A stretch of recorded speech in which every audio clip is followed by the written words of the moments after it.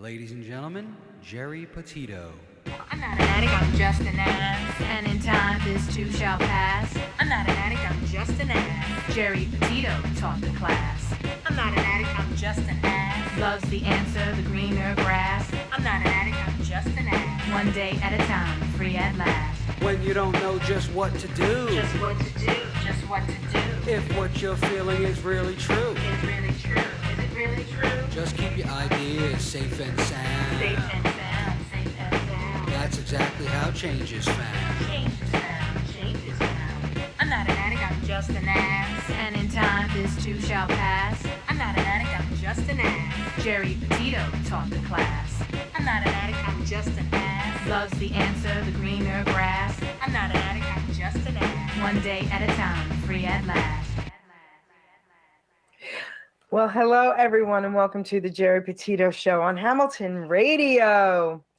So everyone who knows me knows I'm the author of I'm Not an Addict, I'm Just an Ass. I'd rather be a smartass than a dumbass because, guys, guess what? Almost 30 years ago, this July will be 30 years, I was a dumbass, but today I'm now a smartass. I wrote my book in 2016. It was really a thin book. The meat of what I need to let everyone know is in this book. But then I revised it, and here it is. Okay, I just revised it. It's out now.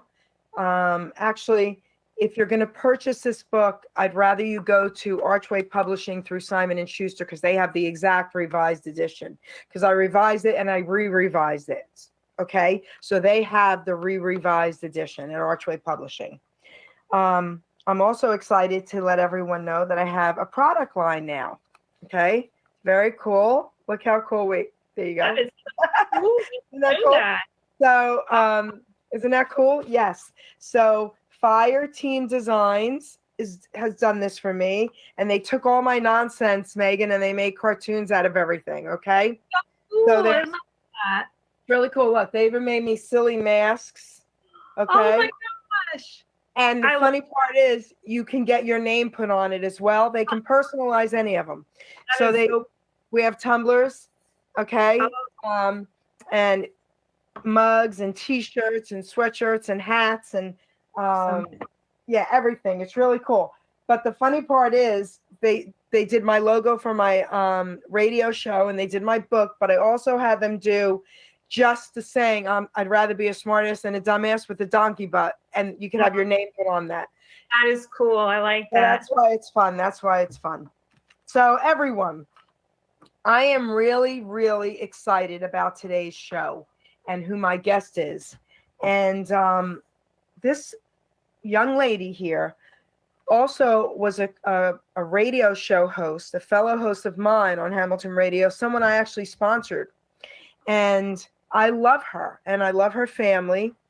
And her name is Megan MALFI, but her novel is by Megan Rose. She's now an author. I want to show you guys the cover of her book. It's called Bird Girl. Okay. And the side of it, can I see how big it is on the side? Oh, cool. Okay. Thank you. the funny part about this is, Megan, I think I hear me on your, turn something down there. No, let me turn it down. Yeah. Yes, please. Okay, babe. So anyway, yes. So funny part about this is I got Megan's book before Megan got it. Okay. No, but you know what's so funny about that? I was thinking about it. My friends and your mom even ordered my book when it first came out. Everyone had my book before I had it. I realized that after I spoke to you. Yes. They're all showing me that they have my book and I'm cracking up laughing. Mine didn't come yet. Okay. Oh my gosh. Yeah. Yes. So, all right. So tell everyone a little bit about yourself first, and then I do have some questions and we'll get the interview started. Okay, cool. So I'm Megan. I'm 27 and I am a person who lives with a few different disorders, including bipolar disorder. I went to college for musical theater. I had to leave in the middle of my 4 years there because I was being diagnosed with bipolar disorder and I wasn't able to continue.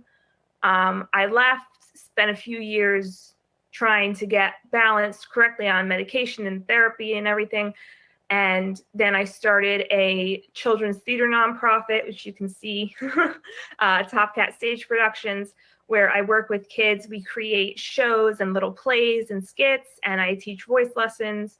I was in the public library for a while. Then I had my own studio for a while. Now, COVID has hit, and so I've been doing virtual things. In all of this, I've been working on, of course, getting my novel written and published. So tell everyone the name of the show you had on Hamilton Radio as well. Yes, I had Brainstorms on Hamilton Radio, which I really loved doing it. It was so much fun. I had some great guests. It was about anything having to do with the brain disorders, brain illnesses, anything like that. We had a pastor who suffered from bipolar disorder. We had some teachers. We talked about helping children. I had a few people from the International Bipolar Foundation. I had a bunch of different guests like that. I even brought my kids from my nonprofit on our Christmas show. They came, and they that was a lot of fun. They had a lot of fun there. It was really cool. They got to be in a real, radio, like recording studio, and they thought it was really cool. It was a lot of fun. And we interviewed each other. That was awesome. Yes. Yes. I loved having you as a guest. First for Top Cat? Yeah? Yes. You interviewed me for that. And then you interviewed me again for My Bipolar Rules, which is my Facebook page where I just talk about my struggles and what helps me. And then you were so kind as to sponsor my own radio show. And my first guest was you. And I interviewed you about your book. It was awesome. It was awesome. You have a special place in my heart, okay? And because I'm saying this, and I mean this from the bottom of my heart, for everyone out there, it's very hard struggling with different disorders, especially mental disorders, okay? Physical as well. But when you can get through them on a daily basis and work through these challenges and try to benefit not only your life, but others, to me, you're a hero. And that's this young lady right here. Okay. Aww. I mean, that's this young lady. There's a gentleman out there, and if you want to look him up, he goes by this title. All you have to do is put this in there and he'll come up. No arms, no legs, no worries. And I know that guy. Okay. I mean, I don't know him personally. Yes. I first saw him on Oprah years ago. Yep. He was born with no arms and no legs. He surfs. He's a motivational speaker, travels all over the world. Yeah. He's got children. He's married. The guy's off the charts. So my point in even bringing that up is it's very, very heartbreaking and sad, but people can overcome a lot. You just have to have that drive. And Megan has overcome a lot, and she has that drive, especially with what she does with kids. So I am super excited to talk about this novel by Megan. Look at this. Okay. I'm super excited. I have some questions, girlfriend. Sure. All right. You titled it Bird Girl. So tell everybody why you titled it that. So Bird Girl is the title. With bipolar disorder, there are different types of emotions you can feel, and there's two poles. So there's mania or hypomania, and there's depression. So the mania, sometimes you can feel really up and really happy and creative, although sometimes you might feel angry. And then there's depression, where you're really sad and obviously depressed. So Bird Girl is kind of the protagonist's alter ego. When she is manic, she feels like a bird, like she can fly, like she can do anything, and that's Bird Girl. Kind of sounds like a superhero, but it's, not without its negative, sides. And then we have, I also had an alter ego for her that was when she was depressed, which was Walrus Girl, because she feels like a blob. She feels fat. She feels like lazy. She feels like a walrus. So I didn't want to name the book Walrus Girl because I thought that was unappealing. So I went with Bird Girl because that sounds kind of fun and light. But that's the reason it's called that. I actually had a different title originally. I was going to call it A Skittle Named Desire. If you notice on the cover, there's a few Skittles. The cover is mostly pills, but there's like 3 Skittles on there because they talk about Skittles in the book a lot. So that was the original title. They also talk about the movie, the play, A Streetcar Named Desire. So I had a Skittle named Desire, but I changed it to Bird Girl, which I like better. So I love it. Okay, so what is Bird Girl about, and what inspired you to write it? So Bird Girl is a romantic comedy. There's not a lot of stories out there that are about people with mental health issues or mental illnesses that are not solely focused on the mental illness.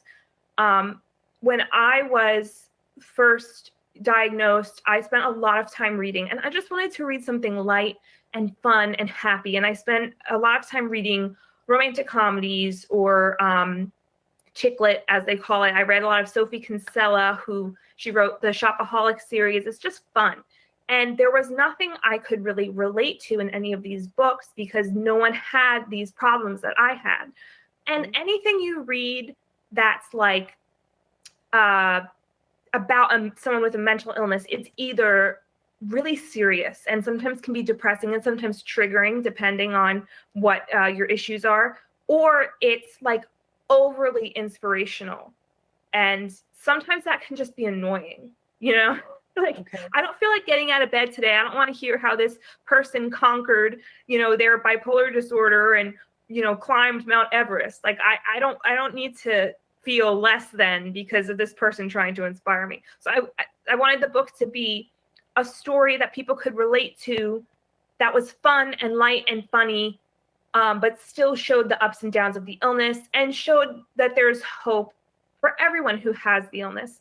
It's a fun story. It's about a young woman. She's in her mid-20s. She's a hairdresser. She meets this new guy who just moved to town, and they wind up accidentally running into each other on a number of occasions that wind up being extremely embarrassing incidents for the protagonist. Her name is Lacey. And they go kind of from these awkward acquaintances to him becoming her like reluctant caregiver, to them becoming best friends, to them becoming each other's love interests. So it's a big journey for both of them, and it deals with both the illness, but also like real life things, and it's a love story, most importantly. So, okay, so your inspiration for this book, is it fair to say your own life? Yeah. So the reason I started writing it in the first place was honestly because I spent every night for a long time up all night. I couldn't sleep. And I was having some hypomania, which is like mania, it's just a little less intense. And I was having like creativity and I wanted to do something, but I couldn't go out and do it. It was the middle of the night. I'm asleep all day. I'm up all night. Like there's nothing for me to do. So I just started writing on my computer, something fun, something that I thought, would be fun to read, that I knew about the subject so I could write about it. And every night in the middle of the night for like 3 hours, every night I would write. And after a while, I started writing during the day too, once I was starting to be awake during the day and doing things. And again, I just wanted something fun and happy to do. And I wanted to create something that was fun and happy for people who are maybe not going through a very fun and happy time in their lives. So that was my main inspiration for it. And I just went nuts writing it. I did these whole character development pages, and I just did so much stuff, so much work on it. And I really enjoyed it. It was one thing that I really enjoyed doing at that time that I was having trouble finding anything else I enjoyed. So how long did it take you to write this book? Well, overall, it's been about 8 years, I think about 8 or 9 years since I started writing it, when I was first very not doing well, when I was first diagnosed. So I wrote for like 2 years, and then I posted on my Facebook page. I said, hey, does anyone want to read this? I want like someone to give me suggestions. What do you think? My friend from college, she went to school for musical theater. She left, and I think she wound up going to law school. She's like the smartest person I know. she said, I'll read it for you and I'll, let you know what I think. And she did. And she gave me some great tips and great advice, and she proofread it.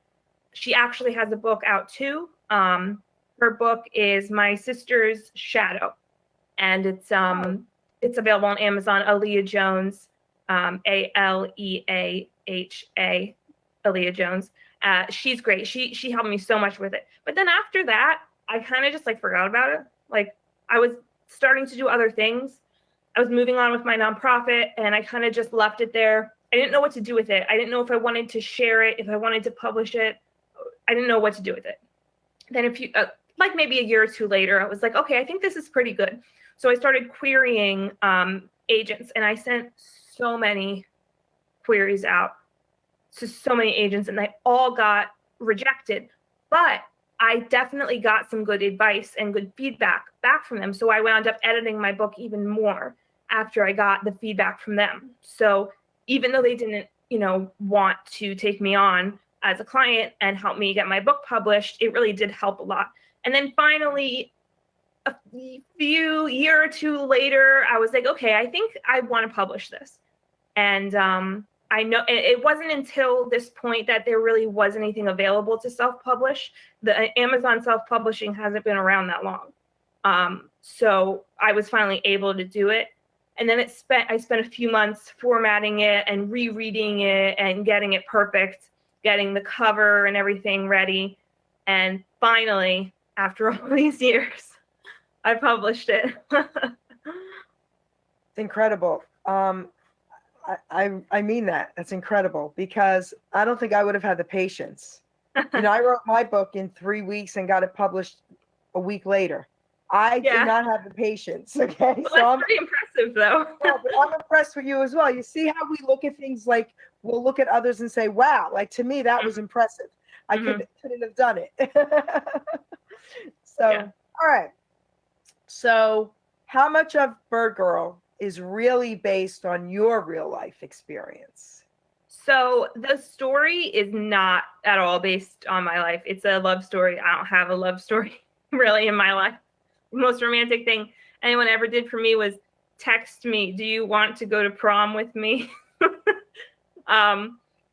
But it's a love story that is not my life. But the experiences Lacey has with her disorder is based on experiences that I have had. Okay. So there's a few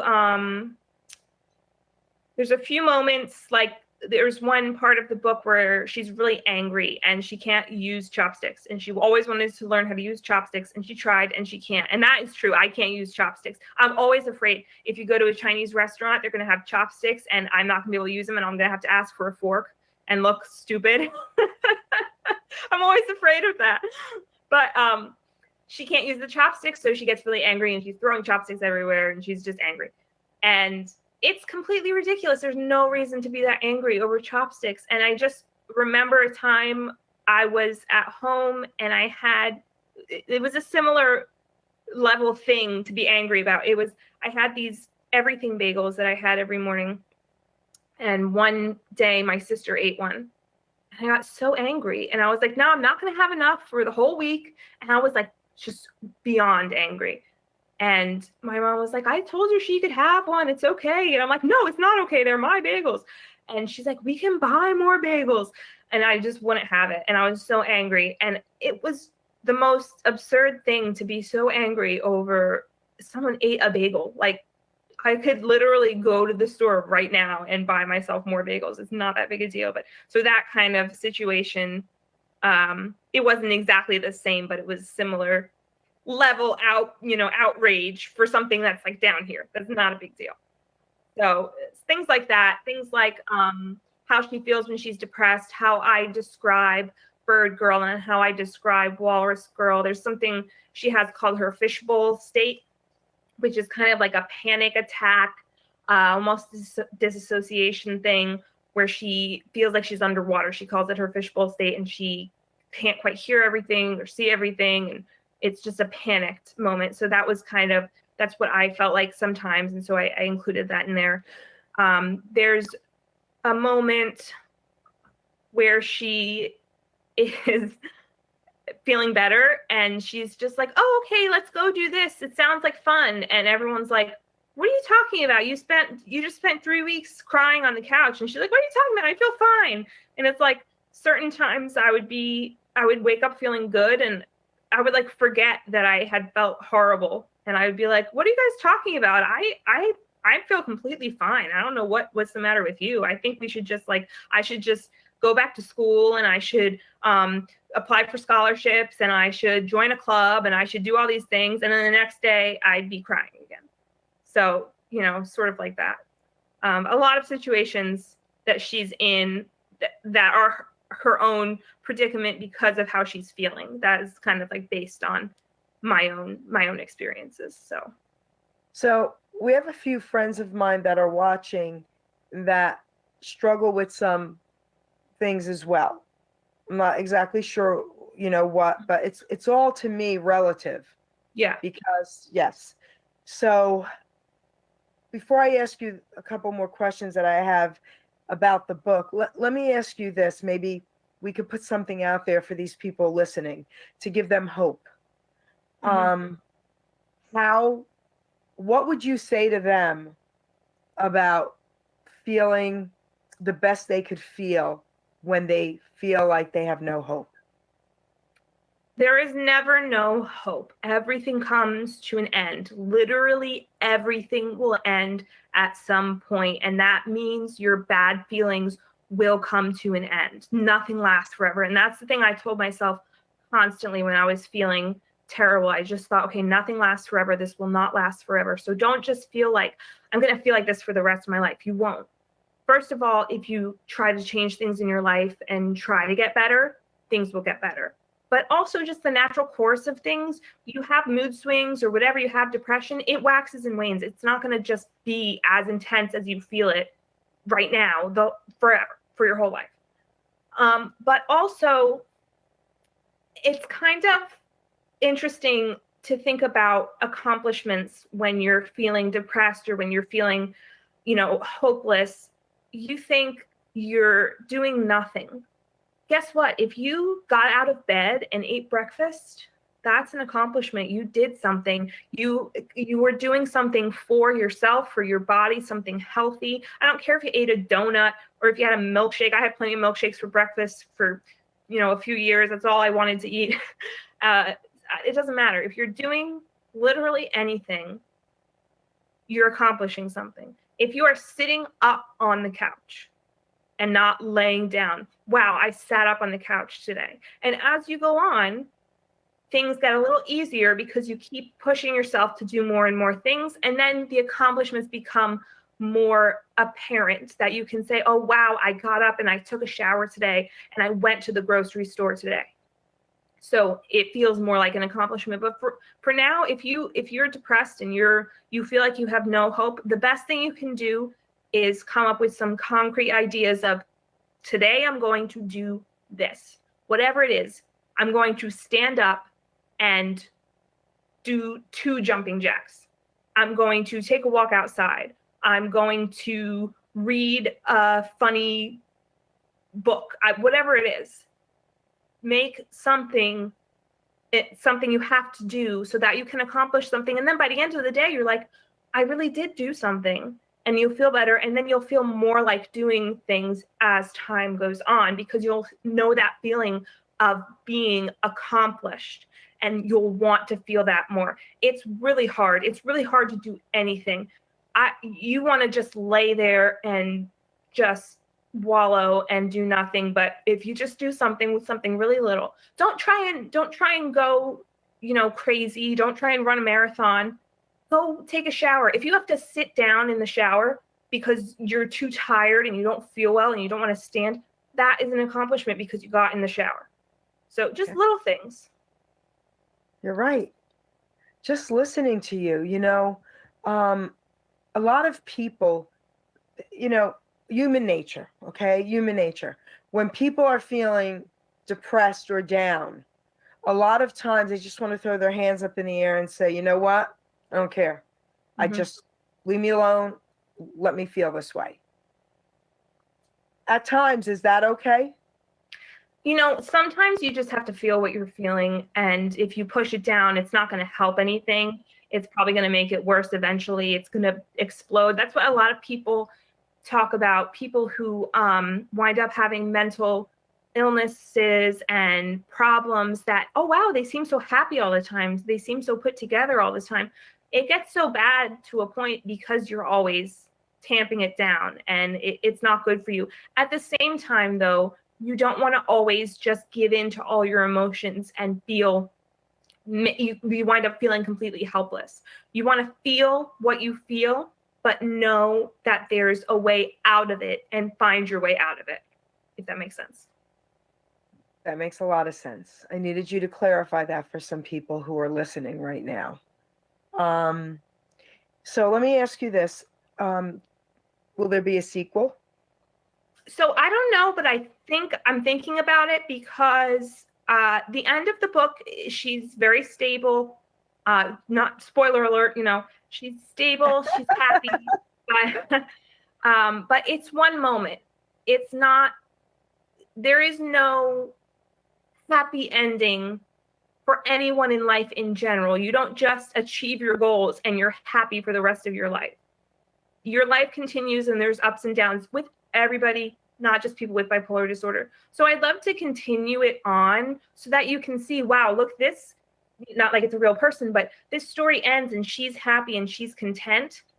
And now the story continues and things go wrong again. But look, she's still going to push through and she still winds up being happy at one point or another. So it's not like, oh, the book ends and she's all better. No, that's not how it works. But it continues, and she can be happy sometimes, and she can be sad sometimes, and that's just how life goes. So, okay, so let me ask you this then. For people who struggle with bipolar, when people struggle with other mental illnesses, are the answers the same for all? And are the struggles the same for all? There's a lot of different mental illnesses out there. When you talk about depression and anxiety and bipolar disorder and sometimes borderline personality disorder, those can kind of be lumped together a little bit because in bipolar disorder, you have depression and anxiety. They're all kind of related. There's certain other disorders like schizoaffective disorder and things like that that are much need more advanced people to help deal with that, because that has to do with hallucinations or paranoia, which is not something people with depression or bipolar disorder necessarily know anything about. But those general depression, anxiety, bipolar disorder, borderline, bipolar 1, bipolar 2, those sort of things kind of all lumped together because we all kind of experience all the different symptoms one way or another within those. So I'd say for those, I can't think of any other mental illnesses that OCD also would be lumped in there probably. But those like basic, the ones that basically start with depression, all would be very similar. Okay, all would be very similar. Okay, so now you published another book for your children's theater nonprofit, Top Cat Stage Productions. Would you like to share anything about that? Because I think we all need to hear about that.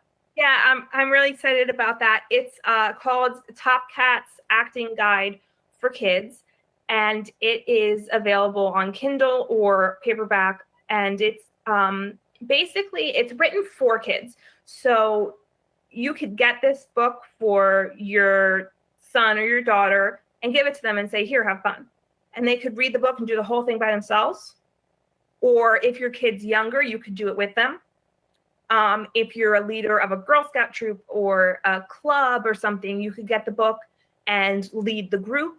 If you're a teacher, you could even do it, but it's written directed at kids. And the whole thing guides the person who's reading to creating their own monologues and performing their own scenes and writing their own scripts and doing all those things to put together a performance of whatever, in front of whoever they want perform in front of. It was written because of the pandemic, so that kids had something to do at home. So they can do it by themselves. They can put a show together all by themselves and perform it for their parents. But it can also be done in a group setting with like a moderator or a teacher of some kind. But I really like it a lot. I think it's fun. We have the first part, which is about working on monologues, with the second part, which is about writing scripts and performing. Then we have games.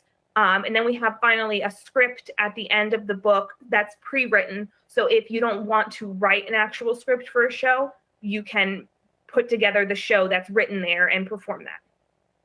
So let's talk a little bit about Top Cat Productions, because I just think it's incredible what you do with these kids.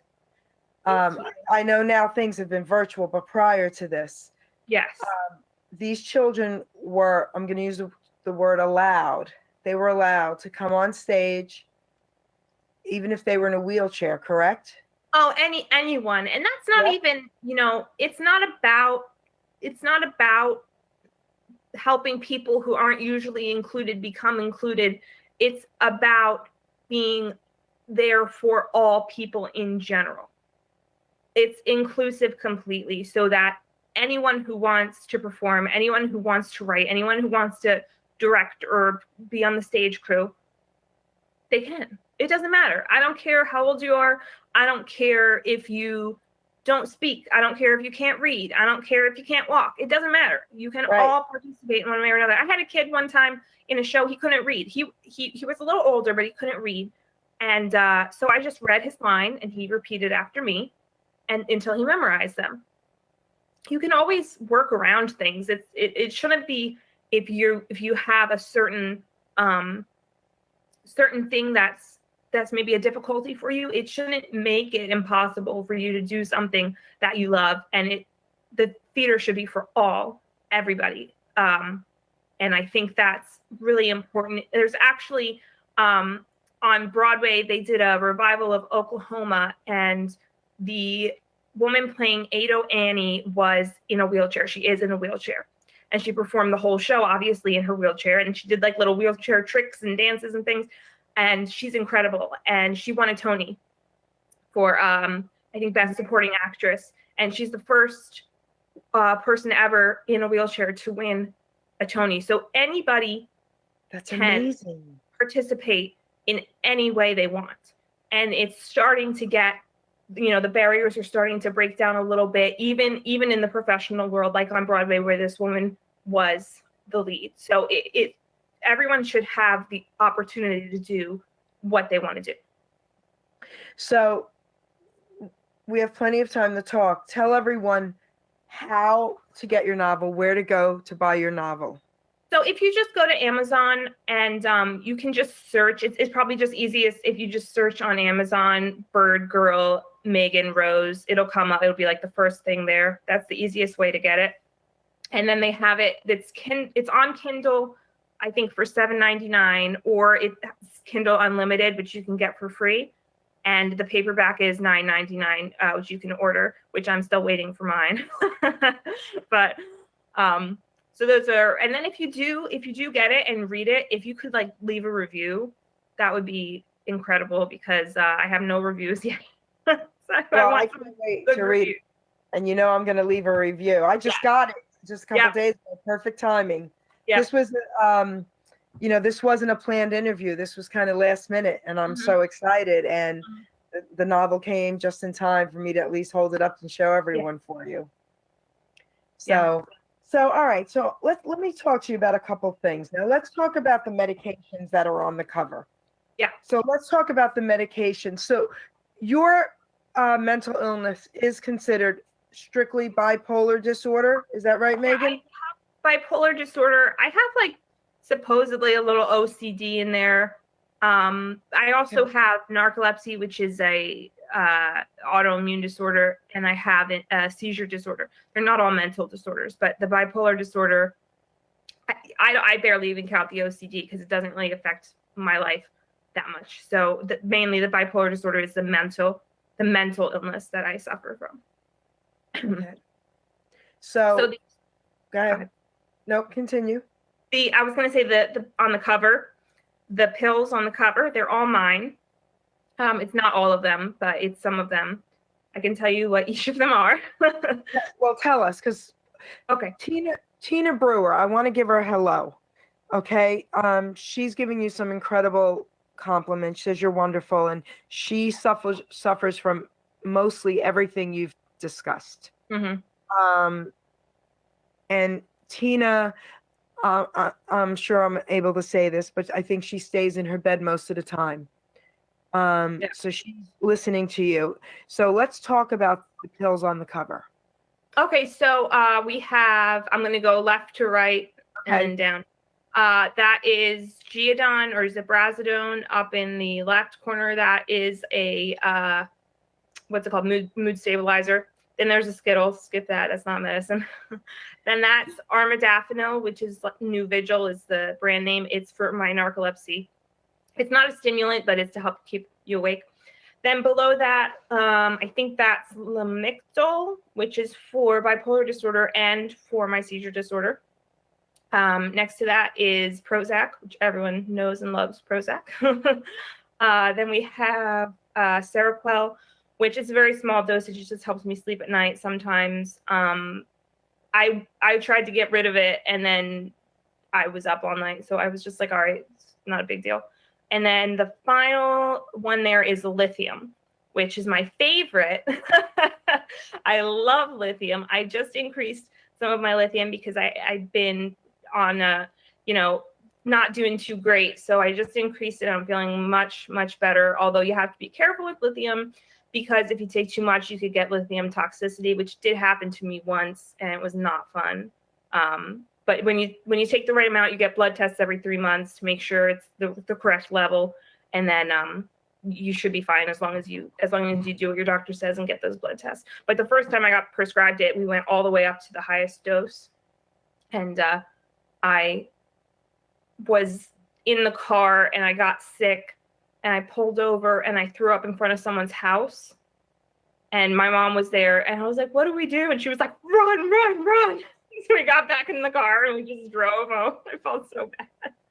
But yeah, so be careful with that one. But yeah, those are all the pills that are okay. So now let's talk about, okay, so I have some friends also that take different medications for different disorders, okay? Something happened recently to one of them. They made a decision they were just going to stop taking their meds. Mm-hmm. And they did. And it didn't go very well. Yeah. So what I've been told over the years from different friends of mine is that sometimes they feel like they're healed and they're all better and they don't need them. So they make a decision. Has that ever happened to you? And if it has, what happened? So I'm actually very lucky, and unlucky in a way, because if I skip any of my medicine, I feel terrible. Okay. Anytime I skip anything. So I refuse to not take anything. I make sure I take it on time. And if I skip something, I either take it right away or I wait till next or whatever it's supposed to be. But most people, part of bipolar disorder is having this mania or this hypomania and thinking, wow, I feel great. I don't need this medicine. That is like a symptom. Okay. So many people have that. They wake up one morning, they feel great. They forgot a dose. And they feel amazing. And here's the thing, if I didn't take my medicine one day and I felt amazing, I probably would be like, wow, I feel so much better without this medicine. And I would want to stop taking it. But here's what happens. You feel great. You don't take your medicine because you feel great. And then you have this downward slide. And then you're so depressed and you feel like, I'm so depressed, nothing is going to help. And then you still don't take your medicine because you think it's pointless to take your medicine. So you're making yourself suffer when you stop taking your medicine in two totally different ways. You start out up here and you feel great, and then you feel worse, and then you refuse to feel better because you don't want to get back on it. So it's actually, I've heard from my psychiatrist, it's like a symptom is not wanting to take your medicine, because when you have that mania, you're feeling good, you're feeling creative, you're happy. And it's, why would you ever not want to feel like that? Except right. Comes the crash. And also when you're manic, you do not make the best decisions. You think you do, but you don't. Okay. People are commenting. Okay, you're amazing. You're very interesting. They're loving what you're saying. Aw. Let's talk about what you just said. That comment. Tell us a little bit about that. What happened? About mania. Yep. So I have bipolar 2, which means I have hypomania. So I don't get that really, really extreme level of mania. When I get hypomania, usually I just get angry. I just get really angry, and I don't curse. But when I get hypomanic, I curse in my head. And that's when I know, that's like my sign that I know that I'm hypomanic, that I'm too angry. But I know other people who have bipolar disorder who would get manic at bipolar 1, and they get manic and they'd go out and they would make reckless decisions that at the time they think they're making great decisions, and they think, wow, my life is going to be so much better because I'm going to dye my hair blonde and I'm going to go to all these parties and I'm going to do this and that and this and that. It's a decision they make quickly, and you can tell someone is manic usually when they start acting a little too excited about what they're doing. They suddenly, I know someone I know, anytime she changed her hair color, I was like, she's manic. And some people get angry about that because they're like, can't I just be a normal person and change my hair color and you don't have to accuse me of being manic? Yeah, you can if you change your hair color to like brown. But she's had like crazy things. I do have to interrupt you there. This is hysterical to me because I am by trade a beautician. I owned beauty salons in the 80s and 90s. Mm-hmm. I don't struggle with bipolar or manic or anything, but I had pink and purple hair, but that comes with the trade. And I was the very first person back in the 80s to have pink and purple hair. They bleached out my hair and it was crazy. But I'm listening to you and I'm laughing about that. Anyway, it just resonated. Yeah. So well, this is just this one specific person. We just happen to know that's what she did when she was manic. No, I understand what you're saying, yes. Yeah. But usually you think you're making great decisions when you're manic, and you think you're the life of the party, and you think everyone loves you, and you think you're hilarious, and you wind up just feeling embarrassed by when it's all over with, because you know what you did, it wasn't really you, and other people don't know that. Other people think those things that you said in that crazy way you were acting, other people think that was me, and you know that's not me. That is this alter ego, this bird girl that's taking over and making me look bad. And that's part of the reason when you get manic, although it feels so good sometimes, the embarrassment you can feel later because of things you don't realize you're doing can just trump that feeling of feeling so good when you're manic, because it makes you feel so bad later on. Okay, so now I want to dig a little bit deeper into this. Okay. All right. For someone like me, okay, I don't struggle with it. So I wouldn't even know, right? Mm-hmm. So my mind says to me, well, if you know you have it and you know this happens when you're manic and you know this happens when you're depressed, just stop, in my head, right? And I'm not saying that you could do that. Mm-hmm. What I'm saying is, so when you start with the manic, do you ever have clarity thoughts at that moment saying to you, okay, Megan, this is happening. I'm becoming manic right now. Know your boundaries. Does that ever happen? So for a lot of people, when they become manic, they have these flights of ideas. They have these racing thoughts, and they feel like unstoppable. And it's the feeling that makes them want to disregard everything they know about their treatment. It just, the feeling takes over. And it's not about logically, oh, I need to take my medicine to stay. It's like, I feel so good right now. I'm not doing anything to mess it up. I'm not taking that medicine. I'm going to just feel like this until it stops. It feels so good to some people sometimes. It's almost like if you like took a drug and you felt on top of the world. You know eventually it's going to end, maybe in the back of your mind, but right now you feel so good, you don't care. Gotcha. So now what happens when you start with the depression a little bit, because even I've, especially through this, I have felt depressed. Mm-hmm. And I don't run depressed, but I'm going to tell you, through this past year, even I have felt it. Yeah. So this must have been really hard on you, correct? Well, actually, I hate going out places. I love Oh, being at home, and I love not having to go anywhere. So I'm very happy being at home, although it was difficult for the holidays, definitely not getting to see family.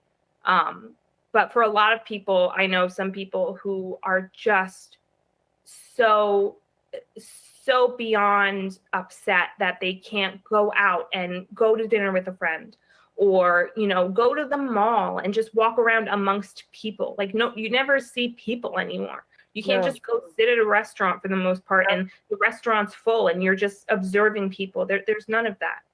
So for a lot of people, it's depressing and it's hard.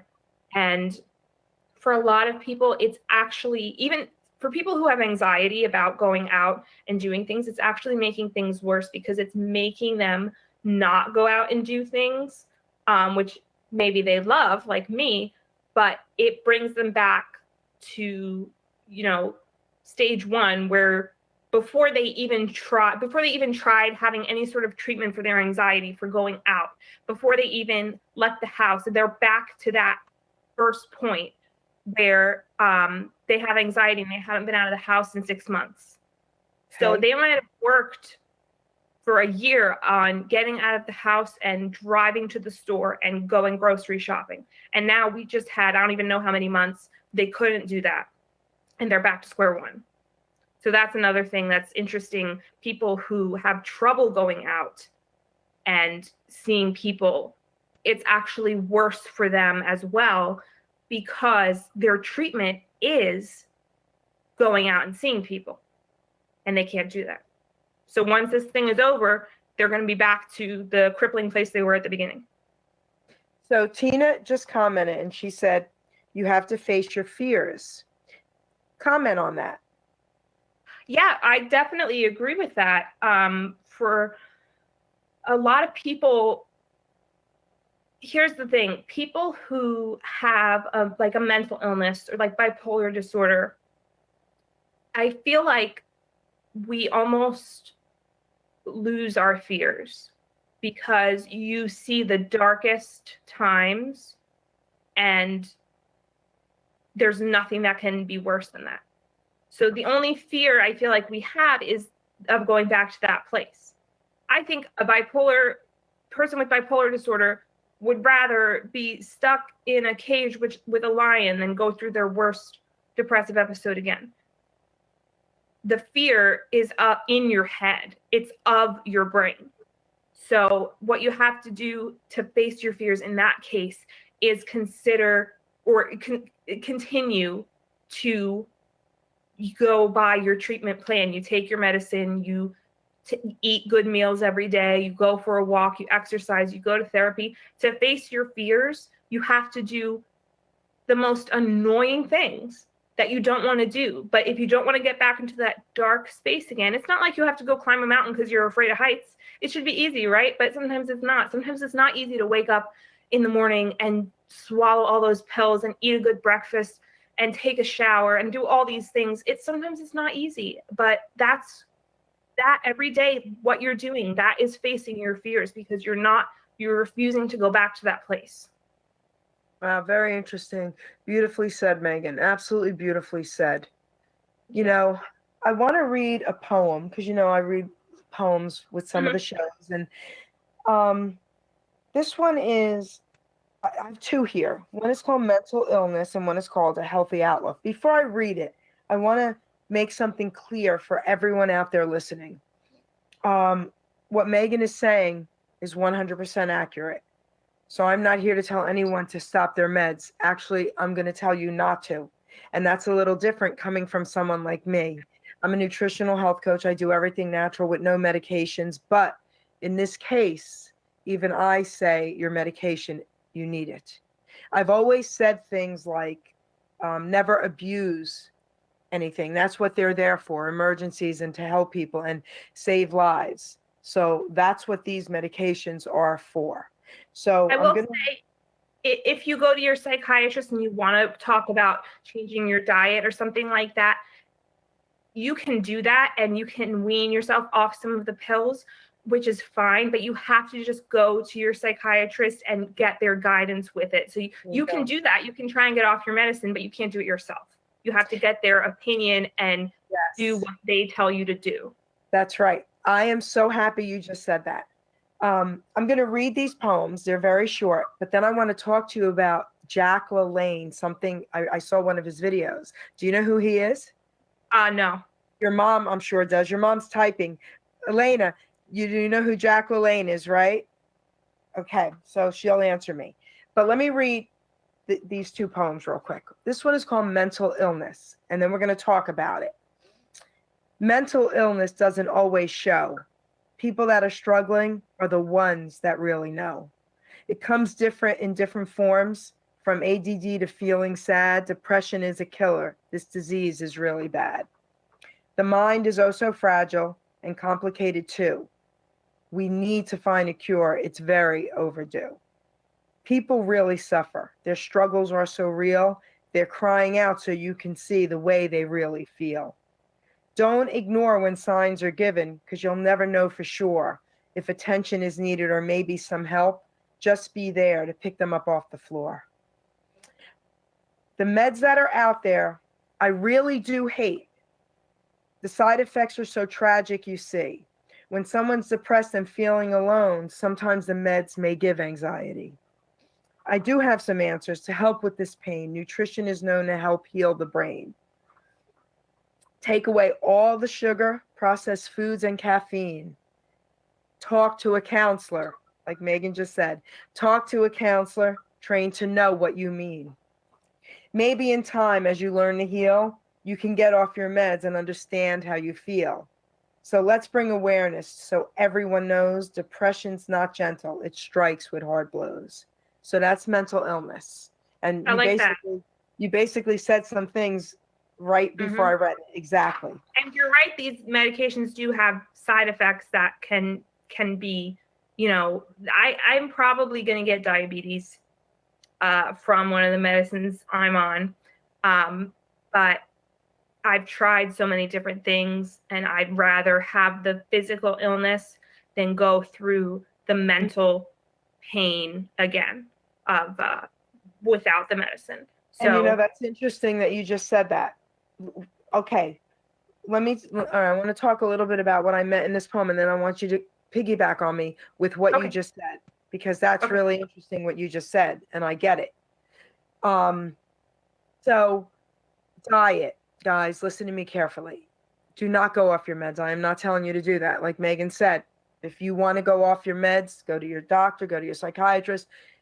You have to work together. Okay. It's dangerous. It's dangerous. It's very dangerous. Very dangerous. While you're on your meds, food is huge. Sugar is the worst thing you could put in your body. This is why. Sugar is no longer sugar that maybe our great-grandparents knew. Okay?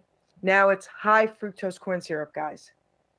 It is so toxic and so addictive. And this is the problem. Your brain does not know the difference between sugar and dope, heroin, drugs. It thinks you're on a drug. And that's the sad part. So I want to say something to you about Jack LaLanne. All right. This is so cool. So Jack LaLanne passed away in his 90s. His wife, Elaine LaLanne, is still alive. Okay. And she's in her 90s. When he was 90 years old, he wrote a book, and I saw that interview. He was alive, and I saw that interview. And I was like, this is just incredible. Jumping jacks were named after him because he created them. Oh, I think I know what you're talking about. Okay. He started the first gym. Okay. Here's what I learned that I didn't know. So here I'm thinking, well, let me say this real quick first. He was known to be shackled and tied and shackled in bays and oceans with his mouth pulling tugboats. Yeah. The most impressive for me with him was his 70th birthday. He pulled, shackled and everything from his mouth 70 tugboats with a person in each. Oh my Now, if God. you think it through, even if each person was 100 pounds, which is impossible, that was Yeah. 7,000 pounds in just 7 people. 70 people. You know what I'm saying? So, and it was definitely at least 10,000 pounds in just people. Yeah. With his mouth tied and shackled in a bay. At 70 years old, this guy was in incredible shape when he died. He was still doing his push-ups and his jumping jacks in his 90s. I mean, craziness. But this is what I learned, and I didn't know this. And I want to ask you a question as well, as when it first started with you and when were you diagnosed, after I tell you this. So as a child, he was addicted to sugar. But his mother, and we're going back over 100 years ago, if we think about it, right? So they didn't know back then. Yeah. And his mother, to appease him as a child, would have to put sugar and cornstarch in a ball in a piece of cloth and dip it in water and drain it so he could suck on it. And that's what calmed him down. Yes. So they kicked him out of school at like 8 or 9 years old. They couldn't handle him with his bipolar, with his this, with his that. It was craziness. And this is what happened. He was, I don't even think he was a teenager yet, maybe 12 years old. You can look this up to get the exacts, okay? Yeah. His mother found out about a nutritionist that was coming to their town, maybe in their city hall or something. And she begged him, please, will you come with me? And he finally said yes. Well, it was so packed, there were no seats for them, and they were going to be walking out. The speaker saw them and yelled, no one walks out. Get 2 chairs and bring them on stage. He put Jack Lalanne as a kid and the mother on stage with him. Wow. And Jack Lalanne said he was mesmerized. And from that moment on, he went home and told his mother, Mommy, I'm changing everything. And look who he became. Wow. So he became a vegan. He became all natural. He did everything. And look at this man. I thought that was really cool. But that is really cool. I didn't know that part of it. Yeah, I didn't either. I just found this out. So now what I wanted to ask you was this. When were you diagnosed, and when did even mom know something was going on, and when did you know? How old were you? So I was in my first year of college, and I came home for Christmas break or winter break, and I had a whole list of things I wanted to do every day because I was trying to, get things done before the next semester started. And I did not move from the couch for the whole month of winter break. I stayed there. I slept there. I slept there during the day. I slept there at night. I ate there. I didn't move at all. And then all of a sudden, sometimes I would start crying, and I was like, this is really weird. Why is this? And I was like, I really was hoping it was a thyroid issue, because I didn't want to have, I know people with bipolar disorder, and I didn't want to have that. I didn't want to have depression. I just wanted it to be easy. I want to just take a pill, fix my thyroid, and I'm fine. That's all. I didn't want any of that. And of course, that's what I got. But I started experiencing symptoms even in high school, but I didn't know at the time that's what they were. I went a few times, once or twice, I was in the middle of something with my friends, and I would start laughing because something funny happened, and I would laugh, and tears would be coming, and I could not stop laughing. And everyone would be like, okay, it's done. It's not funny anymore. And I couldn't stop. And I left in this one instance. I went to the bathroom because I couldn't stop laughing. I was embarrassed, and I just started crying. And my laughter turned to crying, and then my crying turned to laughter, and I didn't know what was going on. And I just pulled myself together, and I went back out, and I continued what I was doing. I thought I was just stressed. I had some stressful things going on in my life at that time with different family members. I was having stressful reactions to things. I had all these ulcers on my gums at one point because of stress. I ate a cookie. It felt like shards of glass were hitting my gums. It was horrible. So I thought, okay, this is all just stress related. Then over the summer, I did a show with some people, and every chance I got, I went in the bathroom and cried. And I thought, okay, I'm nervous about going to college. I'm just, I'm stressed. I'm nervous about this, whatever. I went to my senior prom, and everything was so loud, and I had never experienced this before. I felt like everyone's voices was like in my head, like they were talking in my brain, and I was overwhelmed, and I just started crying, and I couldn't deal with it, and I left, and I sat in. My mom brought me to her car, and I sat there and I cried, and I thought I was crying because I didn't have a date, because I didn't have a date. And I was like, oh, this is so stupid. I don't even care that I don't have a date. Why am I crying? And then I was embarrassed because I felt like everyone else thought I was crying because I didn't have a date. No, I was crying because this sound, it was echoing in my head. It was horrible. But all these things I never put together. I never added them all up. They were all like incidences by themselves. And it wasn't until I really got to college that I started to realize, oh, maybe this is one big thing. I went out, I didn't make many friends in college. I was shy, I was nervous, I stayed home, I studied, I did my homework, I, was a good student. I went out at one point, I sat at a table with people at dinner, which was new for me. I always sat by myself at dinner. Some people invited me to sit with them. I sat with them. We had a great time. I really enjoyed sitting with them. I came back to my dorm room. I closed my door and I cried hysterically. Why? And why? I don't know. I know now. Okay.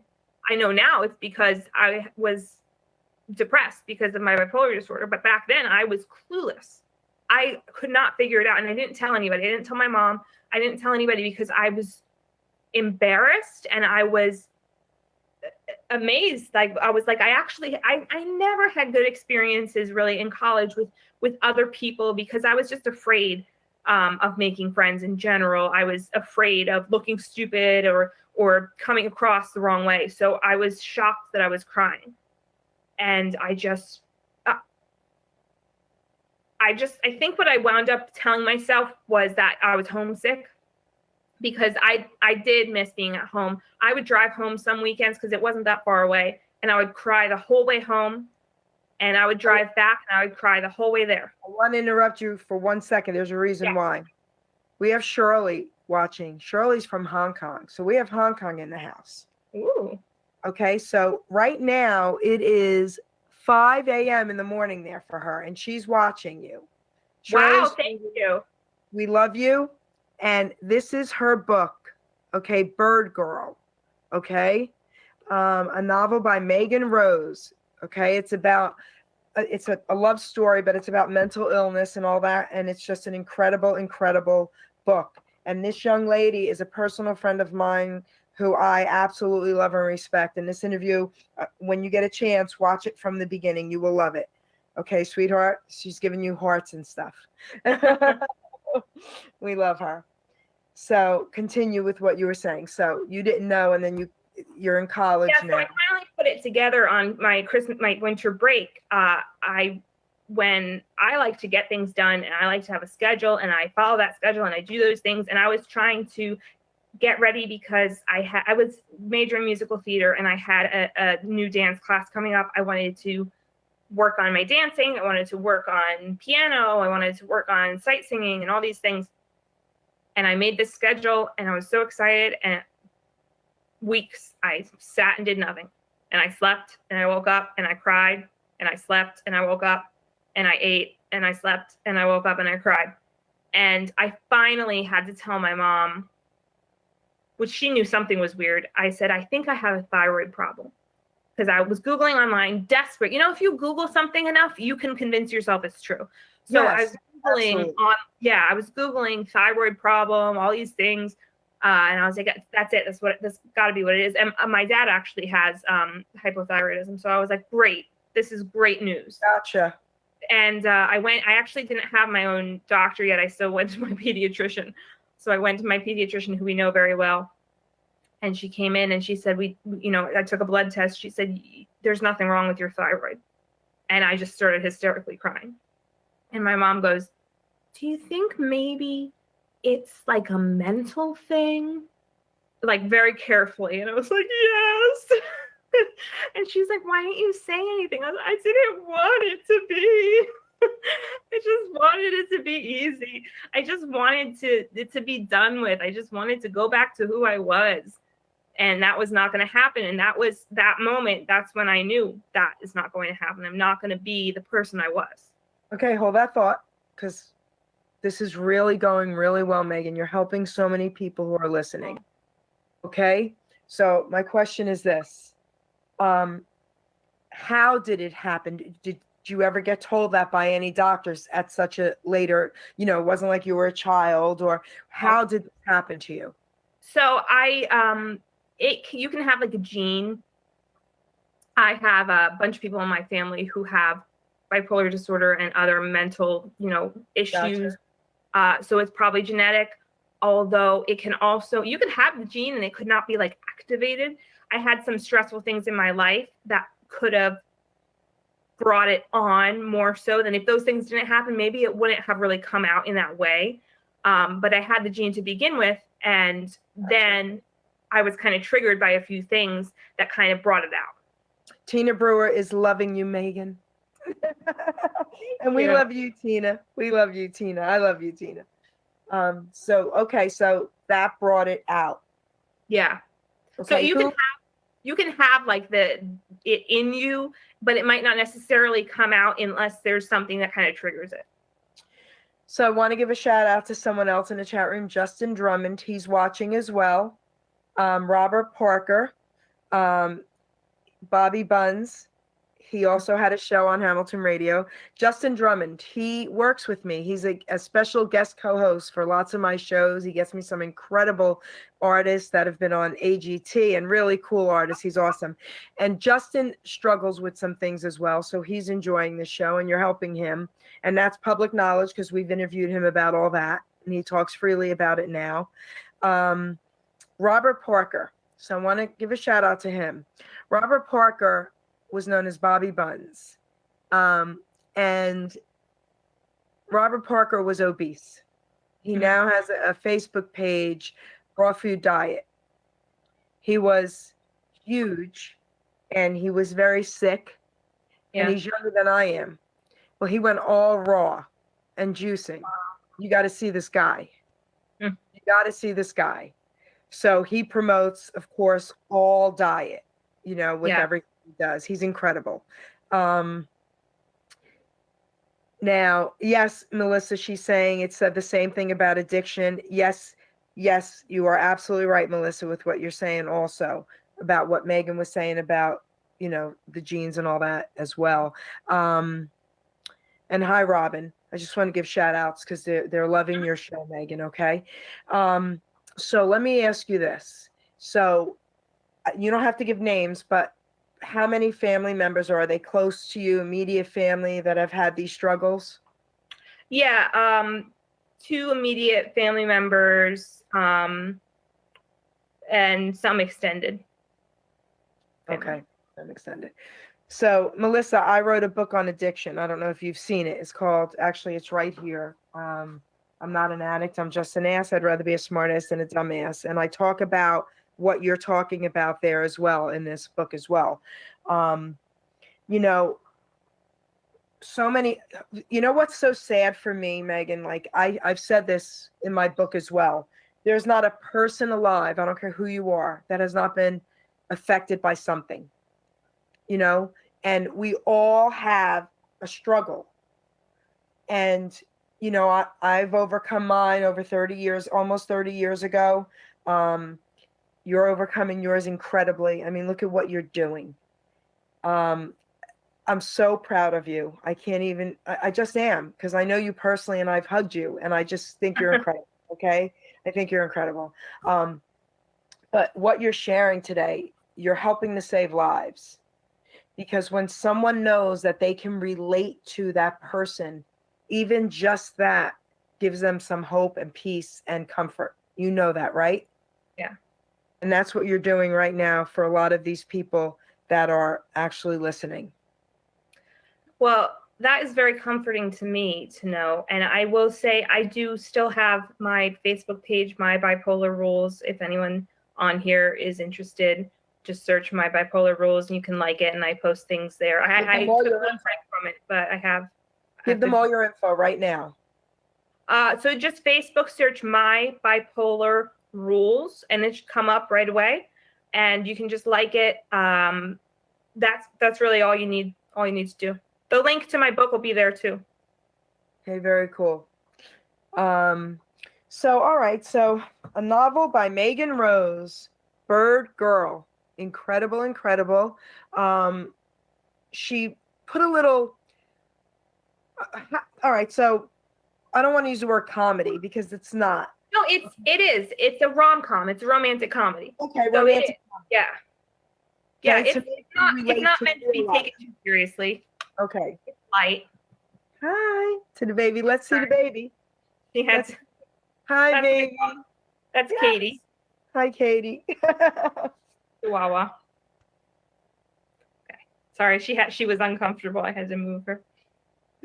So, I love you, little puppy, little baby. Yeah. Let's see. So, what else would you like to tell everyone out there listening? Well, I would like to encourage people who are suffering from any sort of mental illness to take up any sort of creative hobby at all, like anything you can think of. Coloring a coloring book, knitting, there's like pixel art. There's so many things. Just pick something. Doesn't matter if you feel like doing it. It doesn't matter if you're good at it. Just do it.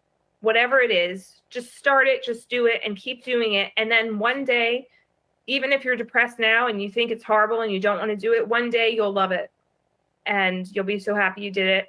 And it doesn't matter if you're good at it or not. It's something that can give you relief when you're feeling bad. You can say, okay, I'm going to go paint with watercolors. I'm going to go sing in the shower. I'm going to go dance in my living room, whatever it is. You just need to do something that's creative, that's some sort of outlet. And it's not, sometimes you're depressed and you don't feel like doing it and you're not going to feel like doing it. And you should just do it anyway. And that's what, writing is a good thing to do. Writing, all you have to do is sit on your butt to write. Sit on your butt and just write. You don't even have to get up to do it. So that's a really good thing to do. Or drawing. I drew for a little while. I like to bake a lot and sometimes cook. That I think is really fun. And then you get to eat like delicious food. So anything that would sound like fun to you if you weren't depressed, even though it doesn't sound like fun to you now, start it. And then one day you'll be like, oh, this is fun. That's one thing I think is important to do. Beautiful. So tell everyone again how to get your book and how to get in touch with you if you want and your outlets. So if you want to get the book, it's Bird Girl. So you can go to Amazon.com and just type in Bird Girl and then Megan Rose, Megan Rose. And it should come up one of the first or second. The first thing that comes up is like some bird statue or something. I don't know. But they should come up one of the first two choices. And you can buy it there on your Kindle. It's $7.99. Or if you have Kindle Unlimited, you can get it for free, or you can order the paperback for $9.99. And if you do get it after you read it, I would love it if you'd leave a review and write how you felt about it and if you liked it or not. And that would be really helpful to me because I have no reviews. And if you want to like my page, My Bipolar Rules, just go on Facebook and search My Bipolar Rules, and it should be the first one that comes up. It's a picture of my face. You'll probably be able to tell which one it is. And I took a little break from posting there for a while, but I'm coming back to it now. So there'll be new posts there. So Megan, I want to thank you so much, sweetheart, for giving me this interview today. And everyone is loving it. Everyone is loving it. That's so nice. You have helped so many people right now. You have been incredibly inspirational. I am super proud of you with this book. I cannot wait to read it. Thank you. And I will give you your first review. Thank you. It will happen, I promise you. Okay. I want to say I'll give your mom a shout out. Okay, I want to give her a shout out as well, Elena, for reaching out to me about her book. This is so incredible and so beautiful. Guys, I want to share something with everyone out there. Everyone is struggling with something, okay? And unfortunately, I don't think there's a person out there that doesn't know someone who struggles with addiction or someone or themselves. I want to read a poem from my book because I think this can help everyone, okay? Whether you're a family member or if you are the addict, okay, guys? Because almost 30 years ago, I had to make choices and I had to change my life or I wouldn't be here today. And it was God who saved my life. So having said that, I want to close today with this poem called Change Your Choice. I had a life-changing moment that I knew had to be, and the only way to change things was to first start with me.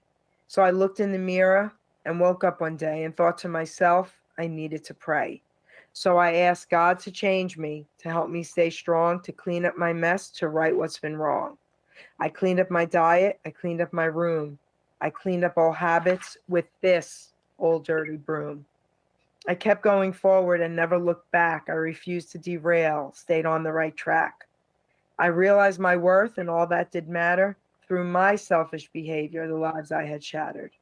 I finally decided at 30 years old to stop abusing my body, my mind, heart, and soul. My life-changing choice that I had once made, almost 30 years now, my debt has been paid. So you read all my thoughts on how to stay clean. It's all or nothing, my friend. There's no in between. To live or to die is a choice you must make. Your life is not worthless and you're not a mistake. One day at a time is a slogan you've heard. It works if you work it while applying his word. For you to get healthy, for your mind not to fail, escaping reality will keep you in jail. With addictive behavior, sex, drugs, food, or money, substituting addictions, now isn't that funny? I'm not an addict, this too shall pass. I'm not an addict, I'm just an ass. May the good Lord bless and guide you. I want to thank everyone out there who is listening to the show, who watched it, who's been in chat with us, and it's on Facebook, so please share it because this young lady right here, Megan Rose, is here to save lives. I want to thank you all. I love you, Megan. I love you. Thank you. It's a wrap, Ruben. Ladies and gentlemen, GERI PETITO. I'm not an addict, I'm just an ass. And in time, this too shall pass. I'm not an addict, I'm just an ass. GERI PETITO taught the class. I'm not an addict, I'm just an ass. Love's the answer, the greener grass. I'm not an addict, I'm just an ass. One day at a time, free at last. When you don't know just what to do. Just what to do, just what to do. If what you're feeling is really true. Is it really true? Is it really true? Just keep your ideas safe and sound. Safe and sound, safe and sound. That's exactly how change is found. Change is found, change is found. I'm not an addict, I'm just an ass. And in time, this too shall pass. I'm not an addict, I'm just an ass. GERI PETITO taught the class. I'm not an addict, I'm just an ass. Love's the answer, the greener grass. I'm not an addict, I'm just an ass. One day at a time, free at last.